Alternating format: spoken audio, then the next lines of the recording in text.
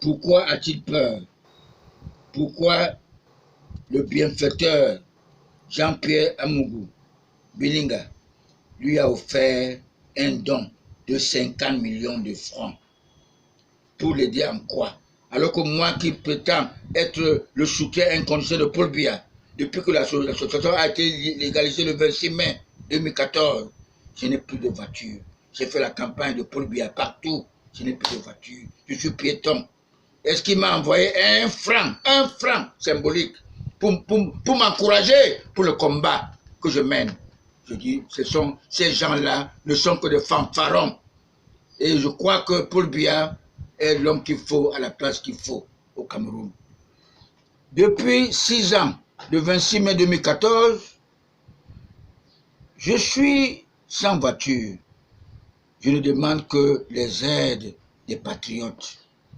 Et vous devez comprendre que je ne suis pas venu dans le RDPC parce que je veux un poste quelconque. J'ai commencé depuis la base. Aucun patriarche ou matriarche ne peut se tromper ou blasphémer ou profaner le nom de Jésus-Christ, notre Sauveur. Car il est le Fils de Dieu. Il a existé depuis la période du grand serviteur, le Père Abraham, qui donna naissance à Ismaël et Isaac. Que j'ai eu l'insigne privilège de représenter dans cette planète Terre maudite, conquise par le Satan. Nous devions l'écraser par la tête, pas par la queue. La guerre, comme a fait celui que je suis venu dédouaner, il s'appelle son Excellence Paul Biya. Par sa persévérance, il est devenu aujourd'hui Abel d'Afrique. Il n'a rien à se reprocher, car il est entouré de ces Judas qui lui font danser la danse de Bafia pour empêcher notre émergence, qu'il a dû placer en 2035. Et moi j'ai dit, tous ceux qui accepteraient, qui souhaiteraient, n'est-ce pas, le départ de Paul Biya, je leur donne encore 20 ans, c'est-à-dire 2040. Paul Biya ne souffre de rien, il est tout frais, comme un poisson dans l'eau. Le président Paul Biya n'a pas considéré l'agitation, n'est-ce pas, de Petit Kamto. Kamto ne connaît rien, ni de Cabral Libye. Il est seulement comme Jean Ping, ces gens-là, du Gabon, qui a traité les Gabonais de cafards. S'il était sage dans le gouvernement de Paul Biya, ce gouvernement qu'il a façonné, quand il fut ministre délégué de la justice, il devrait plutôt chercher à remplacer, n'est-ce pas, son patron Amadou Ali, qui n'a pas d'agrégation. Alors, comme il est con, n'est-ce pas, il a préféré, n'est-ce pas, rejoindre le Sarkozy, qui a traité un Français de con, alors qu'il est le fils d'émigrés. Ma contribution spirituelle, à ma qualité de politologue spirituel, Patria Nobel Congo, président fondateur de COTRAC, qui remplace depuis ce jour MUPAT, qui est mutuelle des personnes âgées qui boivent leur cerveau, les homosexuels, n'est-ce pas? La gestion des fils du docteur Lupolo Jola, les ennemis d'hier du président Paul Biya, est catastrophique et inhumaine, sous la supervision du diable. Certes, les politiques disent que notre jeunesse est le fer de lance de la nation. Je dis non, car quand le fer se rouille, il se casse. Nous, les patriarches de cette planète Terre, nous avions constaté que le pouvoir de Paul Biya fut confisqué par ces francs-maçons homosexuels qui ont vendu leur cœur au diable. Par ma voix de politologue spirituel, je dis à notre jeunesse de tenir toujours bon, parce que le pouvoir ne se mesure que dans ses effets immédiats. Depuis le 11 février 2020, mon candidat naturel, Paul Biya, s'est adressé à notre jeunesse en pédagogue.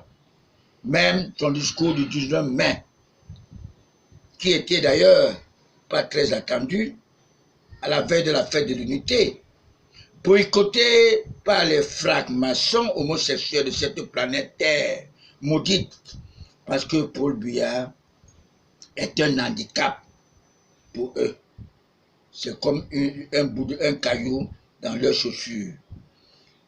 Ces cadavres politiques de notre pays veulent s'accaparer de force notre institution pour mettre notre pays dans le sang, comme les Centrafrique, comme la Libye et tout d'autres.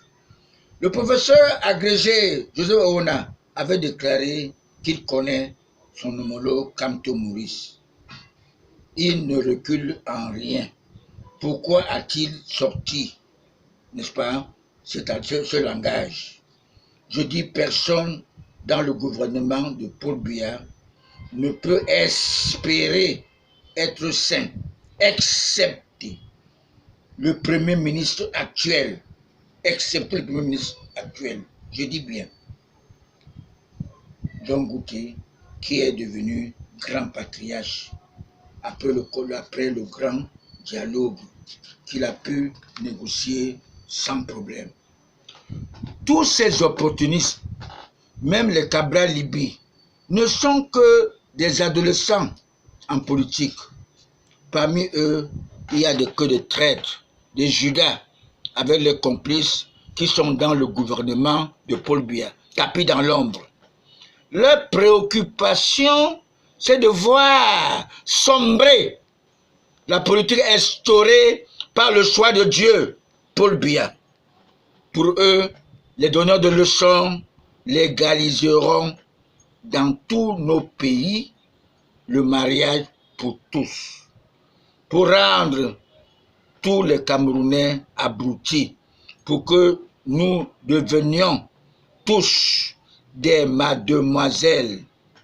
L'évêque Thomas Mongo a mangé sa peau avant de mourir, parce que c'est lui qui avait localisé la cachette du martyr nationaliste Ruben Umnobé, qui se trouve aujourd'hui au paradis, pour permettre aux soldats tchadiens de l'exécuter comme un malpropre, comme ils avaient fait avec notre bienfaiteur Kadhafi.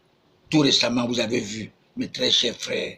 Alors, s'il n'y avait pas Afrique Média, quel sera le sort qu'on donnerait à Gbagbo? Afrique Média a beaucoup servi pour sortir la vérité. Les prêtres, les pasteurs, les évêques ont beaucoup contribué pour la colonisation de l'Afrique. Quand chacun d'eux, son diable, exige de parler au nom de Jésus-Christ, l'évêque Jean Zoua, le conseiller spécial de mon candidat naturel, qui a ressuscité sa maman 2 fois, n'a pas pu résister à la mort. Il décède en pleine messe lors des obsèques de son homologue, évêque Etoga, en présence de notre Père de la Nation. C'était une scène rocambolesque. L'évêque Etoga, le doyen des évêques, avait un antécédent avec son homologue Jean Zoua. Ce conflit entre les 2 hommes de Dieu, l'Église catholique romaine, a généré une rancune mystique, de haine diabolique, qui a poussé le vieux évêque Etoga de dire à Jean Zoua ceci: lors de mon décès, ne t'approche pas de loin ou de près, sinon tu auras la honte.